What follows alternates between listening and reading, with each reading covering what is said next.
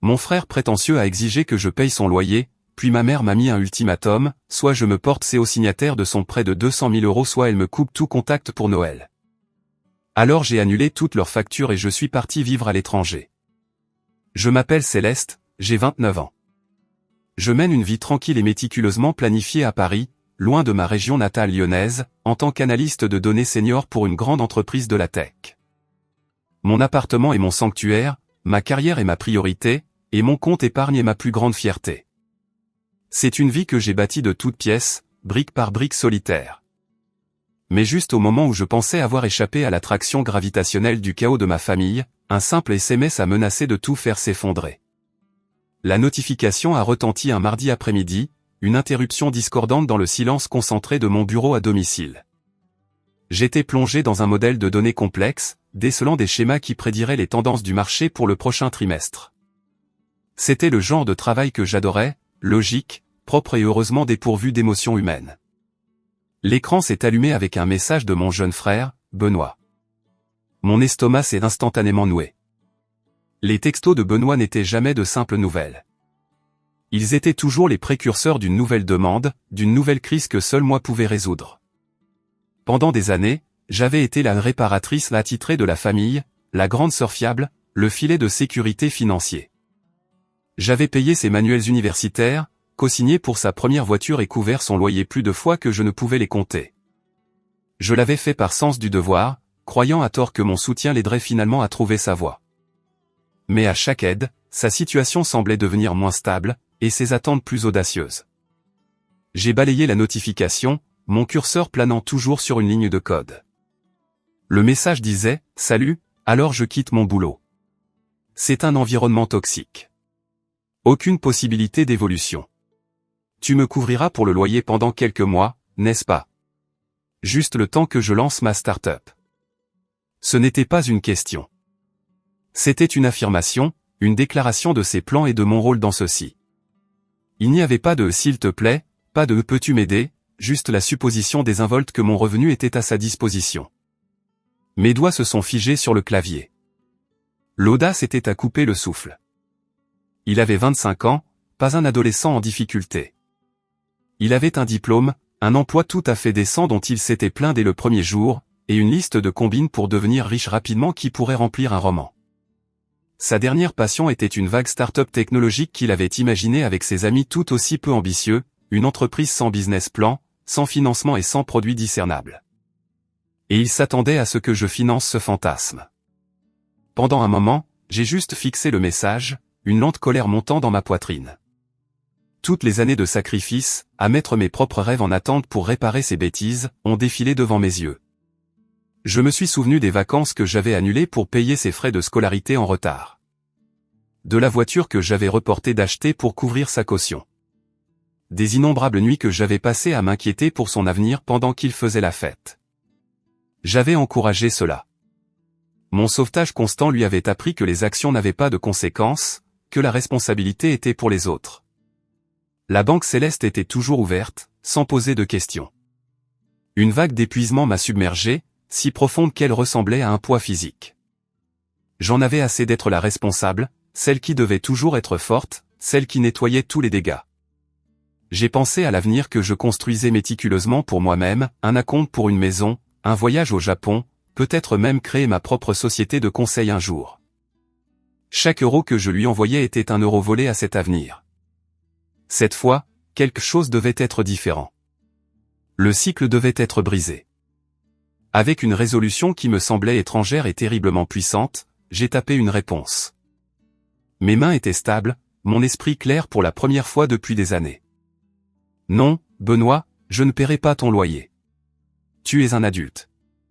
Il est temps que tu subviens à tes propres besoins. Paie-le toi-même. J'ai appuyé sur envoyer avant de pouvoir douter de moi-même. La réponse fut presque instantanée. Une série de bulles de texte rapide est apparue à l'écran. T'es sérieuse? C'est juste pour quelques mois. Je n'arrive pas à croire que tu sois si égoïste. Maman va entendre parler de ça. La menace finale était censée être le coup de grâce. Dans notre famille, maman, Chantal, était l'autorité suprême, et sa parole était loi. Benoît savait qu'elle prendrait toujours son parti. Il était son bébé, l'enfant chéri qui ne pouvait rien faire de mal, tandis que j'étais la bête de somme fiable, appréciée pour mon utilité plutôt que par affection.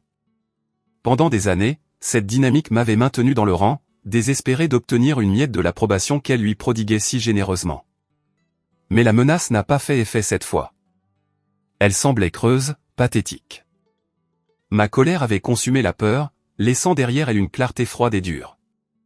J'ai mis mon téléphone en silencieux et suis retourné à mon travail, déterminé à ignorer la tempête inévitable qui se préparait. Plus tard dans la soirée, alors que je faisais des recherches sur des opportunités d'emploi à l'international, un rêve de longue date que j'explorais discrètement depuis des mois, un email a atterri dans ma boîte de réception. Il provenait d'une entreprise concurrente, un acteur majeur sur le marché européen. Ils ouvraient un nouveau pôle d'analyse à Amsterdam et cherchaient un analyste senior pour diriger l'équipe fondatrice. Le salaire était une augmentation significative, les avantages étaient incroyables et cela incluait une prime de relocalisation complète. C'était un rôle de rêve, une opportunité unique dans une vie. C'était aussi une évasion, une porte de sortie, une chance de mettre un océan entre moi et le cycle sans fin des obligations familiales. J'avais passé quelques entretiens avec eux des semaines auparavant, mais je ne m'étais pas vraiment autorisé à croire que c'était une possibilité réelle. Cela semblait trop beau pour être vrai. En lisant l'offre officielle, mon cœur battait la chamade. C'était ça. C'était ma chance de construire une vie qui soit vraiment la mienne, libérée du poids des attentes de ma famille. Sans hésitation, j'ai ouvert le contrat. Les termes étaient parfaits. La date de début était dans 6 semaines.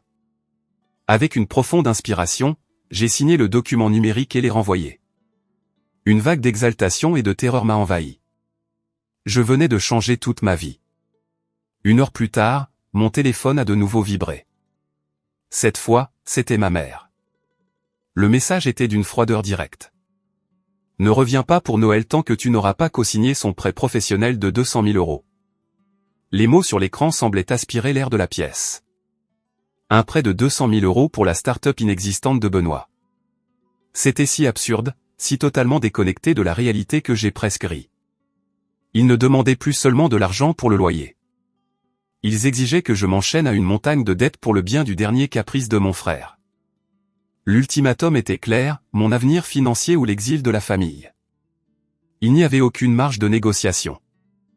Pas d'espace pour la discussion. C'était une déclaration de guerre, et j'avais été désigné comme l'ennemi simplement pour avoir dit non.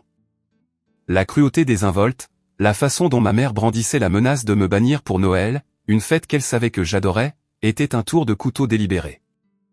Elle connaissait mes points faibles et elle appuyait dessus avec une précision calculée. Mon amour pour la tradition familiale, ma peur profonde d'être seul pendant les fêtes. C'étaient les armes qu'elle utilisait pour me contrôler. Pendant un instant, l'ancienne Céleste a refait surface. Celle qui aurait immédiatement cédé sous la pression. Celle qui aurait appelé en pleurant, suppliant le pardon, promettant de faire tout ce qu'il demandait juste pour maintenir la paix. La culpabilité était un manteau familier, lourd et suffocant. Étais-je égoïste ? Était-ce ma responsabilité, en tant que celle qui avait réussi, de les élever ? La voix de Chantal résonnait dans ma tête, une litanie de phrases que j'avais entendues toute ma vie. La famille s'entraide. Tu as tellement de chance d'être en position d'aider. N'oublie pas d'où tu viens. Ces phrases, autrefois source de fierté et de motivation, ressemblaient maintenant à des chaînes, me tirant vers le bas dans un gouffre de ressentiment. Mais ensuite, j'ai regardé le contrat de travail signé ouvert sur l'écran de mon ordinateur portable. Amsterdam, une nouvelle vie, une page blanche. L'image était une bouée de sauvetage, un rappel tangible que j'avais un autre choix. Je n'avais pas à être leur filet de sécurité, leur fond d'urgence, leur bouc émissaire. Je pouvais être ma propre personne, selon mes propres termes, à un océan de distance. La colère est revenue, vive et clarifiante. Il ne s'agissait pas d'aider Benoît. Il s'agissait de contrôle. Il s'agissait de l'incapacité de ma mère à accepter que j'ai ma propre vie, une vie qui ne tournait pas autour d'elle et de mon frère. Il s'agissait du refus de Benoît de grandir, de faire face aux conséquences de ses propres choix. Ils avaient construit un écosystème confortable de droits acquis et d'assistanat, et mon refus de jouer mon rôle les avait mis en panique. Le prêt de 200 000 € n'était pas seulement pour une start-up. C'était une tentative désespérée de maintenir le statu quo, d'acheter à Benoît quelques années de plus pour éviter ses responsabilités, et de réaffirmer leur contrôle sur moi. J'ai pensé à ce que signifierait co-signer ce prêt. Ce serait une condamnation à mort financière. Cela manquerait à leur irresponsabilité pendant des décennies. Je ne pourrais jamais acheter de maison, épargner pour ma retraite ou investir dans mon propre avenir. Ma vie deviendrait la garantie de son fantasme. Le choix qui, quelques instants auparavant, semblait angoissant était maintenant d'une simplicité frappante. C'était eux ou moi. Et pour la première fois de ma vie, je me choisissais. Cette nuit-là, impossible de dormir. Mon esprit s'emballait, alternant entre une fureur juste et une tristesse déchirante. Je pleurais la famille que j'aurais aimé avoir, celle qui aurait célébré mon succès au lieu de le voir comme une ressource à piller. Je pleurais la perte de l'amour de ma mère, réalisant avec une clarté douloureuse qu'il avait toujours été conditionnel, fondé sur ma conformité et mon utilité. Vers 2 heures du matin, alimenté par un mélange de café et d'adrénaline, j'ai pris une autre décision. Il était temps de couper les ponts complètement. S'ils allaient me traiter comme un distributeur automatique de billets, alors il était temps de fermer le compte définitivement. Je me suis connecté à mon portail bancaire en ligne. Mon nom était sur tout. L'abonnement téléphonique familial, l'abonnement internet et télé pour la maison de ma mère, les services de streaming qu'ils utilisaient tous, l'assurance auto pour le véhicule que je lui avais acheté il y a 5 ans. J'étais la responsable, celle avec le bon score de crédit. Donc, naturellement, chaque facture s'était retrouvée à mon nom. J'avais mis en place les paiements automatiques il y a des années, et je n'y avais jamais repensé. C'était juste une autre partie de mon rôle de pourvoyeur de la famille. Un par un, j'ai parcouru la liste. L'abonnement téléphonique résilié, Internet déconnecté, la police d'assurance terminée, les abonnements de streaming, tous supprimés. À chaque clic, je ressentais un étrange sentiment de libération, une légèreté dont je n'avais pas réalisé le manque. C'était un acte mesquin, peut-être, mais c'était aussi un acte profond. C'était une déclaration d'indépendance, une rupture tangible des cordons financiers qui m'avaient lié à eux pendant si longtemps. Je ne disais pas seulement non au prêt. Je démantelais tout le système de dépendance qu'ils avaient construit autour de moi. Je savais que les retombées seraient immenses. Je savais que leur matinée commencerait par une cascade de confusion et de rage alors qu'ils découvriraient que leur monde parfaitement connecté avait été débranché. Je savais que mon téléphone serait un champ de bataille de textos en colère et d'appels manqués. Mais pour la première fois, je m'en fichais. J'en avais fini. Alors que je fermais mon ordinateur portable, les premiers rayons de l'aube pointaient sur la ville. J'ai senti un profond sentiment de paix s'installer en moi. La tempête arrivait, mais je n'avais plus peur.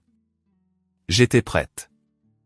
J'ai débranché mon téléphone et je suis enfin allé me coucher, rêvant de canaux, de rues pavées et d'un avenir qui était entièrement le mien. Je me suis réveillé quelques heures plus tard dans un appartement au silence de mort, un contraste frappant avec le chaos que je savais se dérouler à des kilomètres de là. J'avais délibérément laissé mon téléphone éteint, un petit acte d'autoprotection. J'ai fait du café, je me suis assise près de la fenêtre et j'ai regardé la ville s'éveiller, ressentant un étrange sentiment de détachement, comme si je regardais un film sur la vie de quelqu'un d'autre. Le calme était un baume pour mes nerfs à vif. Il n'y avait pas de vibration frénétique, pas de bannière de notification en colère, pas de cordon ombilical numérique me liant à leur crise fabriquée. Il y avait juste moi, le café et l'aube d'une nouvelle réalité. Je savais que je ne pouvais pas me cacher éternellement. Mais pendant ces quelques heures, je me suis autorisé à exister dans une bulle de paix. Vers le milieu de la matinée, ma curiosité et un sentiment de sombre nécessité ont eu raison de moi. J'ai branché mon téléphone et l'ai allumé. L'appareil a explosé. C'était un assaut numérique, un barrage incessant de notifications qui a fait vibrer et trembler le téléphone dans ma main pendant près d'une minute entière. 52 appels manqués, 27 de Chantal, 25 de Benoît. Un flot de messages textés et de messages vocaux a suivi. Le volume était stupéfiant, un témoignage du niveau de panique que j'avais déchaîné. J'ai d'abord ouvert les textos, faisant défiler la cascade d'indignation et d'incrédulité. Les messages de Benoît étaient un mélange prévisible de fureur et de victimisation. Mon téléphone est coupé. Putain Céleste? Je peux pas croire que t'aies fait ça. T'essaies de ruiner ma vie. Tu me le dois. Il n'y avait aucune conscience de soi, aucune idée que ses propres exigences avaient déclenché cette réponse. Dans son monde, il était la partie lésée et j'étais la méchante, cruelle et vengeresse. Les textos de Chantal étaient plus manipulateurs, une masterclass en chantage affectif. Ils ont commencé par une inquiétude feinte. « Céleste, ma chérie, ça va ? Internet est en panne. Je ne peux appeler personne. » Puis ils se sont transformés en confusion. « As-tu oublié de payer les factures ? Ça ne te ressemble pas. » Finalement, ils sont descendus dans une rage pure et non diluée. « Comment oses-tu ? Après tout ce que nous avons fait pour toi, tu es une enfant égoïste et ingrate. Tu vas rallumer ces téléphones tout de suite. » Le message final était celui qui mettait vraiment ses cartes sur table. Benoît avait un appel important avec un investisseur ce matin, et il l'a manqué à cause de toi. Tu as saboté l'avenir de ton frère. Tout était là, noir sur blanc. Mon but à ses yeux était de faciliter la vie de Benoît. Ma propre carrière, mes propres rêves, ma propre sécurité financière, tout était secondaire à ses besoins. Mon succès n'était pas quelque chose à célébrer. C'était une ressource à utiliser à son profit. Toute déviation de ce rôle était considérée comme une trahison, un sabotage de l'ordre naturel de la famille. Il y avait un message vocal d'elle que j'ai décidé d'écouter. J'avais besoin de l'entendre pour cimenter ma résolution. Sa voix, habituellement calme et légèrement condescendante, était stridente de fureur. « Céleste, je ne sais pas à quel jeu malsain tu joues, mais ça s'arrête maintenant. Tu vas me rappeler. Tu vas t'excuser auprès de ton frère, et tu vas aller à la banque avec lui cet après-midi pour signer cette demande de prêt. Ce n'est pas une requête. Tu as un devoir envers cette famille. Si tu penses que tu peux simplement nous couper les ponts et t'enfuir vers une vie de fantasmes, tu te trompes lourdement. Nous sommes ta famille et tu feras ce qui est juste. » La ligne était tracée. Il n'y avait pas de retour en arrière possible. Ces mots, destinés à m'intimider pour me soumettre, ont eu l'effet inverse. Ils ont solidifié ma décision, effaçant toute trace persistante de doute ou de culpabilité. Il n'y avait pas d'amour dans ce message, seulement une affirmation brute de pouvoir. Elle ne me voyait pas comme une fille. Elle me voyait comme un actif, une possession rebelle qui devait être maîtrisée. Au lieu de les rappeler, j'ai appelé Juliette. C'était ma plus vieille amie, une avocate vive et pragmatique qui avait été témoin des dynamiques toxiques de ma famille pendant des années. J'ai tout expliqué. Le texto de Benoît, l'ultimatum de Chantal, l'offre d'emploi à Amsterdam, les factures annulées. Je lui ai lu les messages, ma voix tremblant d'un mélange de colère et de soulagement.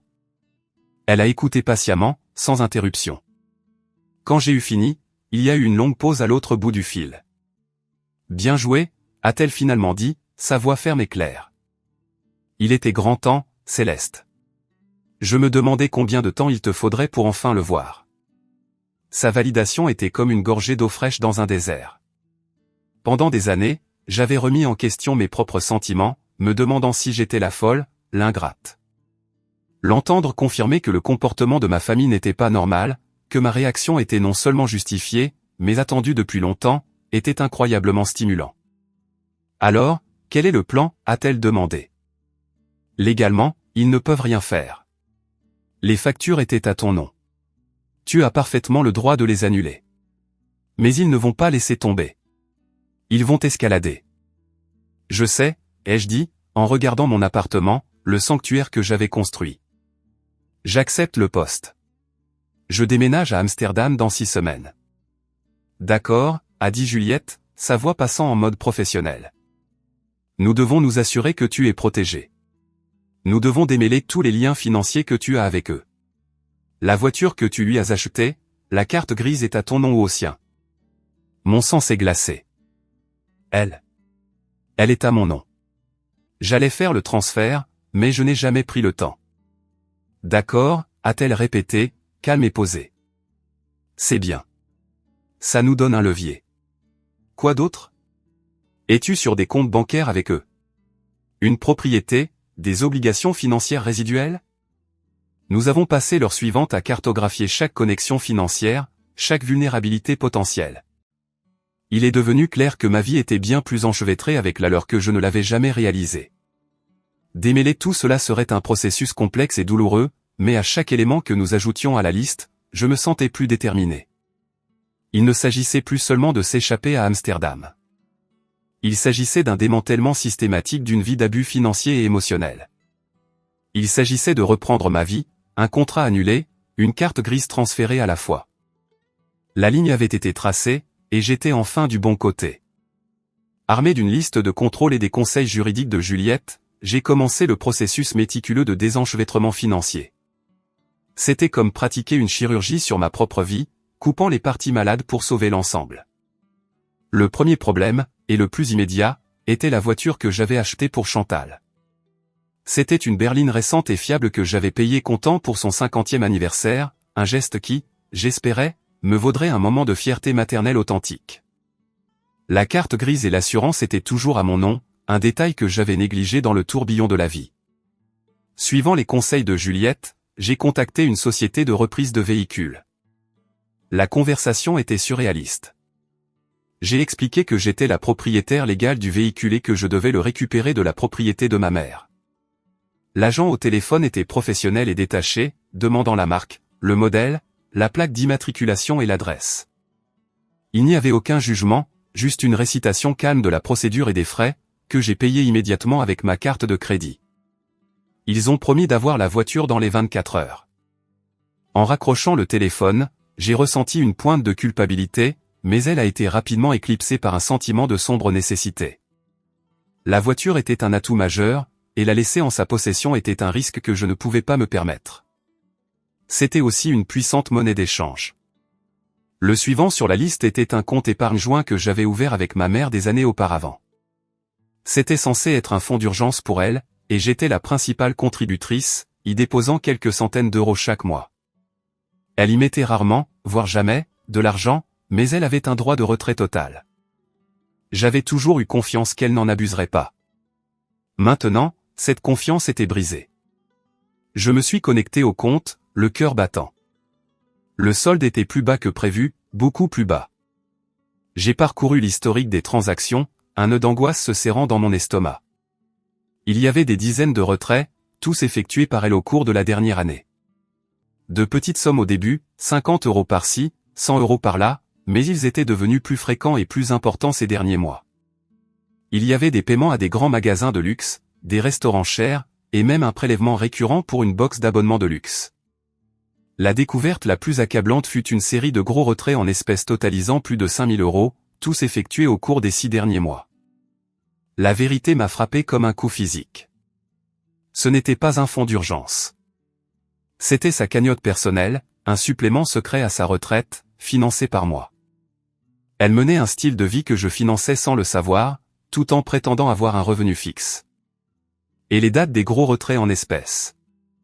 Elle correspondait parfaitement aux chronologies des dernières crises de Benoît, la caution pour son nouvel appartement, les réparations d'urgence de sa voiture, le capital de départ pour une précédente entreprise ratée. Ce n'était pas mon argent qui avait directement payé pour ces choses. C'était de l'argent détourné de ce compte, blanchi par notre mère. La tromperie était d'une ampleur et d'une cruauté à couper le souffle. Il m'avait manipulé pendant des années, un effort coordonné d'urgence fabriqué et de gratitude feinte. Benoît créait la crise, Chantal jouait l'intermédiaire inquiète, et moi, la fille dévouée, je fournissais la solution, ne soupçonnant jamais que l'argent passait simplement d'une main à l'autre. La rage qui m'a rempli était froide et pure. Elle a brûlé les derniers vestiges de culpabilité et de sentimentalité. Ce n'était pas une famille dysfonctionnelle. C'était un complot. Je n'étais pas un être cher. J'étais une cible. J'ai immédiatement transféré le solde restant, une somme dérisoire de moins de 1000 euros, sur mon compte courant personnel et j'ai lancé la procédure pour fermer définitivement le compte joint.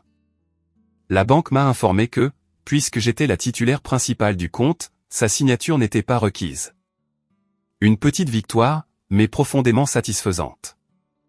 Pendant que je travaillais, mon téléphone continuait d'être une source de harcèlement constant. Ils avaient clairement compris comment utiliser le Wi-Fi d'un voisin car maintenant mon email et mes comptes de réseaux sociaux étaient également assiégés. Benoît m'a envoyé un long message décousu sur Facebook, une pathétique tentative de me faire culpabiliser. Il parlait de ses rêves, de l'importance de cette start-up pour lui, de comment j'étais la seule à pouvoir la réaliser. Il m'accusait d'être jalouse de son ambition, de vouloir le voir échouer. C'était la complainte d'un narcissique typique, complètement dénué de responsabilité personnelle. Les emails de Chantal étaient encore plus venimeux.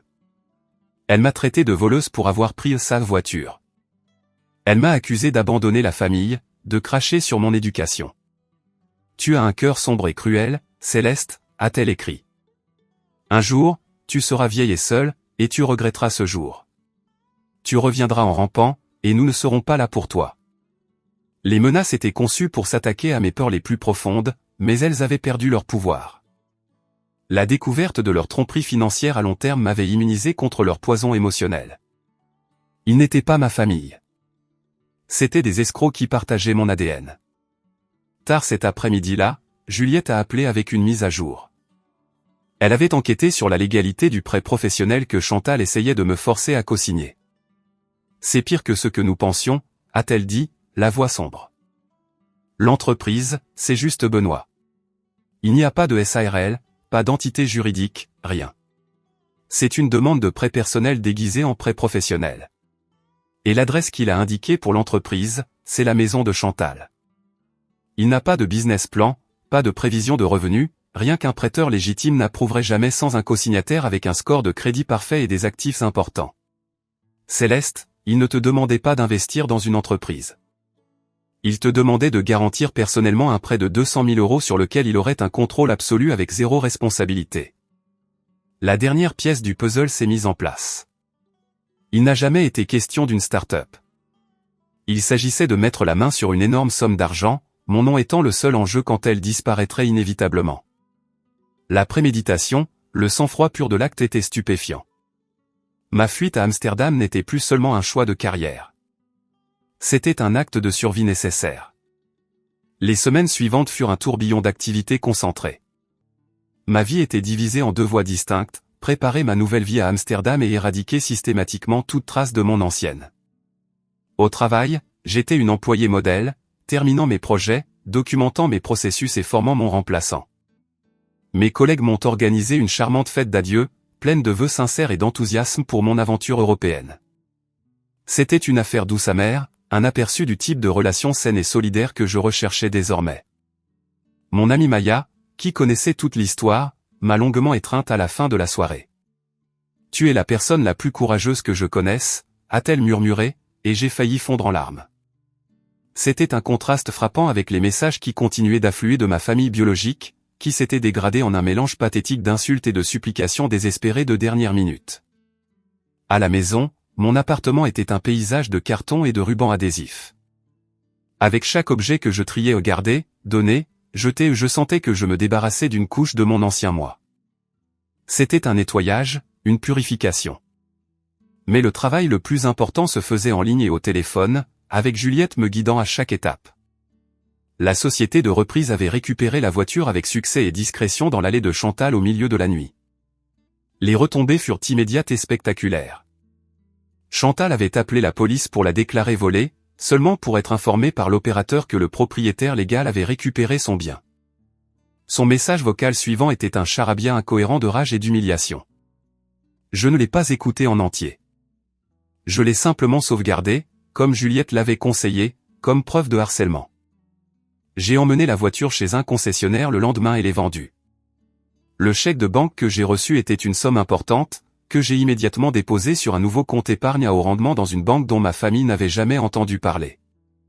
C'était mon fonds d'évasion, mon nouveau départ, ma liberté. La chaîne suivante à briser était mon rôle de contact d'urgence pour Chantal et Benoît.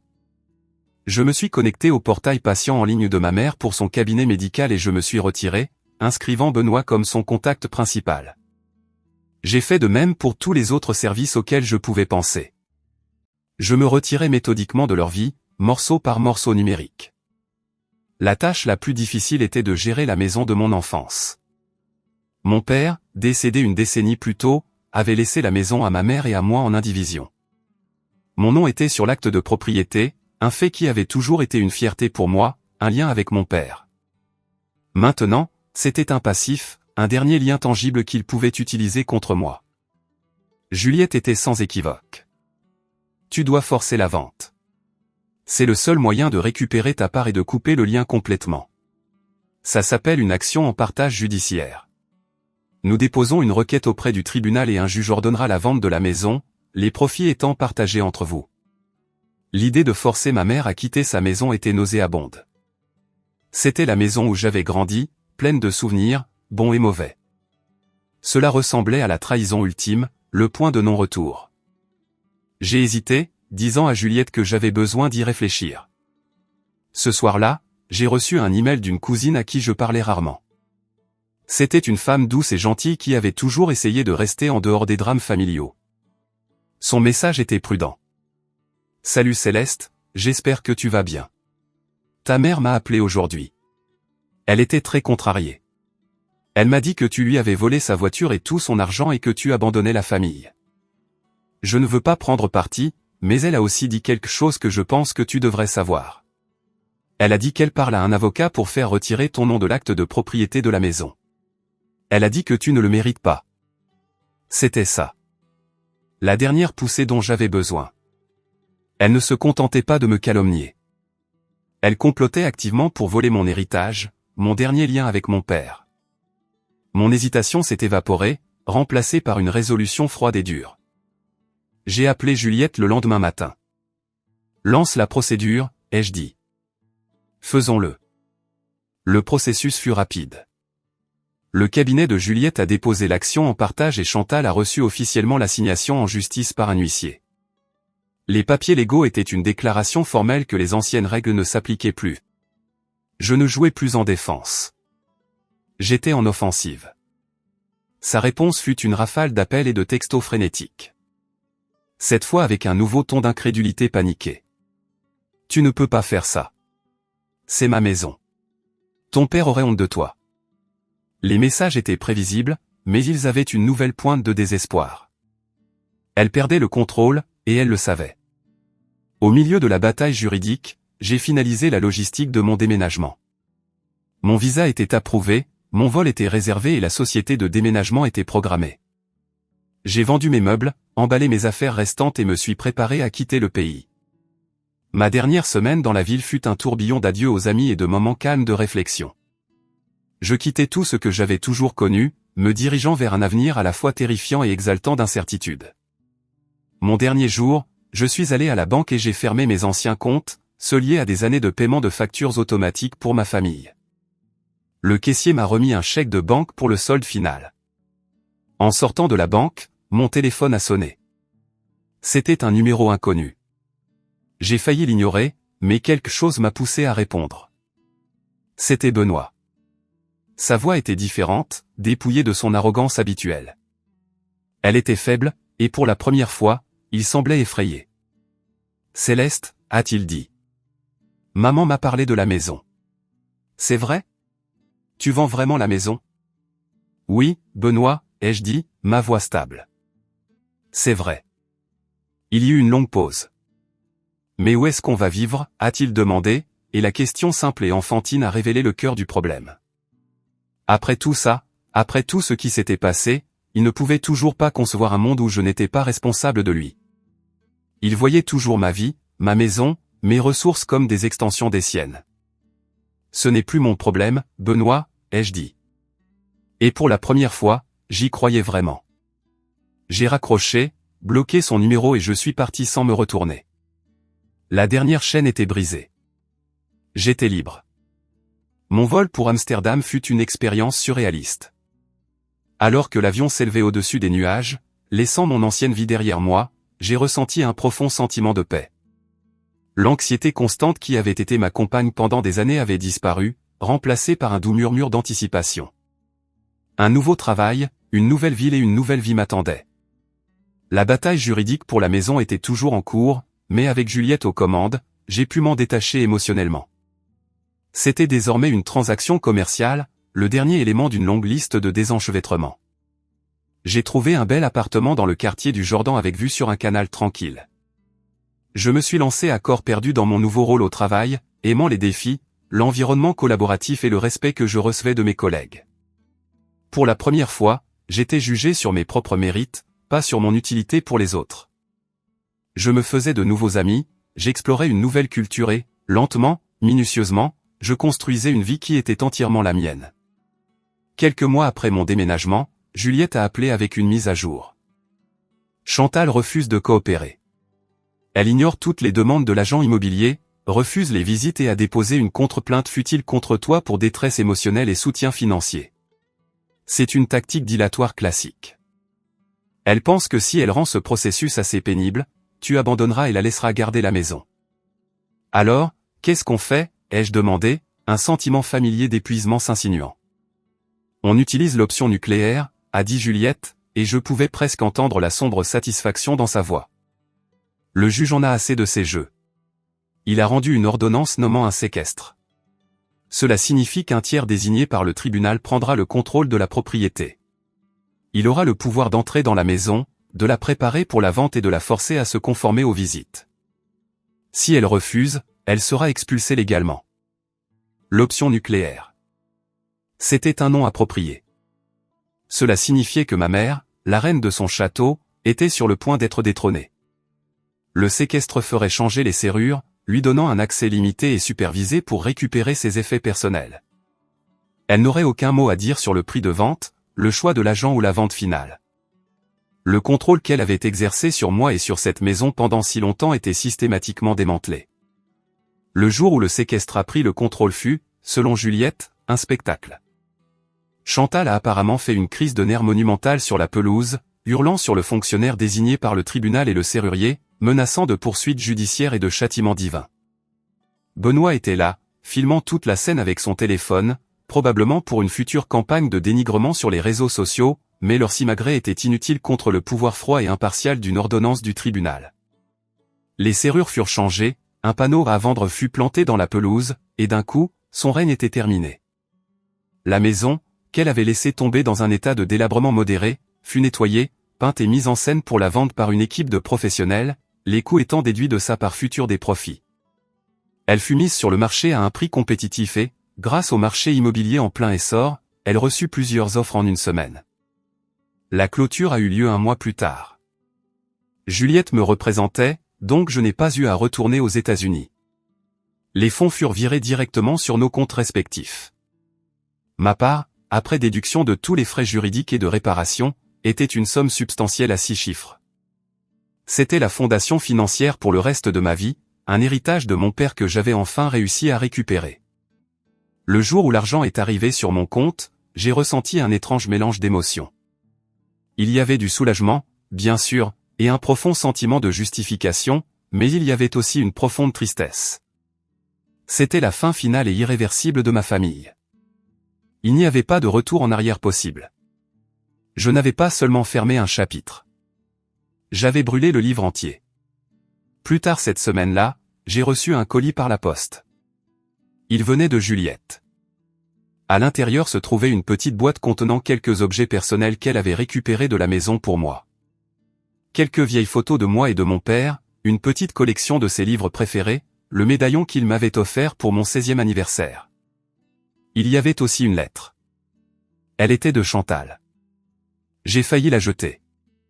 Je ne voulais pas lire ces mots, laisser son poison s'infiltrer à nouveau dans ma nouvelle vie, mais la curiosité et peut-être un besoin de clôture finale m'ont poussé à l'ouvrir. La lettre n'était pas ce à quoi je m'attendais. Elle n'était ni en colère ni haineuse. C'était pire. C'était pathétique. C'était une longue plainte apitoyée sur son sort, racontant comment j'avais détruit sa vie. Elle écrivait sur ses difficultés financières, sur le fait qu'elle et Benoît étaient maintenant obligés de vivre dans un petit appartement exigu dans un mauvais quartier. Elle me blâmait pour tout, pour son malheur, pour les échecs de Benoît, pour son avenir sombre et solitaire. Il n'y avait pas un seul mot d'excuse, pas une once d'autoréflexion. Dans le dernier paragraphe, elle a fait une dernière tentative désespérée de manipulation. « Je sais que nous avons eu des désaccords, a-t-elle écrit, mais tu es toujours ma fille. Je suis ta mère. Si tu as encore un peu d'amour dans ton cœur, tu nous aideras. Nous avons besoin de toi. S'il te plaît, Céleste, ne nous abandonne pas. » J'ai lu la lettre et pour la première fois, je n'ai rien ressenti. Pas de colère, pas de tristesse, pas de culpabilité, juste un vaste espace vide là où mon amour pour elle se trouvait autrefois. Elle n'avait rien appris. Elle me voyait toujours comme une solution à ses problèmes, un outil à utiliser. Sa lettre n'était pas une branche d'olivier. C'était juste une autre facture. J'ai pris la lettre, je suis allé au destructeur de documents de mon bureau et je l'ai fait passer. J'ai regardé ces mots se transformer en bandes de papier dénuées de sens. L'option nucléaire avait été un succès. Elle n'avait pas seulement forcé la vente de la maison, mais elle avait aussi finalement anéanti l'emprise émotionnelle qu'elle avait sur moi. La guerre était finie. J'avais gagné. La vie à Amsterdam était tout ce que j'avais espéré et plus encore. Le rythme de la ville était un contrepoint doux au rythme frénétique de mon ancienne vie. Je me rendais au travail à vélo le long des canaux, je passais mes week-ends à explorer les musées et les galeries d'art, et j'ai développé une profonde appréciation pour les stroopwafels et les cafés bruns chaleureux. Mon travail était épanouissant. Mes collègues sont devenus de vrais amis. Et j'ai même commencé à sortir avec un homme néerlandais merveilleux, Pierre, qui était gentil, respectueux et complètement indifférent à mon salaire. Il était architecte paysagiste, et il était plus intéressé par la beauté du monde que par la taille de mon compte en banque. Pour la première fois, j'étais dans une relation où je me sentais vu et apprécié pour qui j'étais, pas pour ce que je pouvais fournir. Je n'ai plus jamais eu de nouvelles de Chantal ou de Benoît. Après mon acte final de raccrocher au nez de Benoît et de déchiqueter la lettre de Chantal, un silence profond et béni s'est installé. Juliette a réglé les derniers détails juridiques, et mon seul lien avec mon passé était mon amitié avec elle et quelques autres amis de confiance de chez moi. Ils me donnaient occasionnellement des nouvelles, que je recevais avec un sentiment de curiosité détachée, comme si je lisais l'histoire de personnages d'un roman que j'avais fini depuis longtemps. Chantal et Benoît, c'est-il avéré, ne s'en sortaient pas bien sans leur filet de sécurité financier. Ils avaient dû quitter la maison et emménager dans un petit appartement. L'afflux soudain d'argent de la vente de la maison fut, comme on pouvait s'y attendre, mal géré et rapidement dilapidé. La start-up de Benoît ne s'est jamais matérialisée.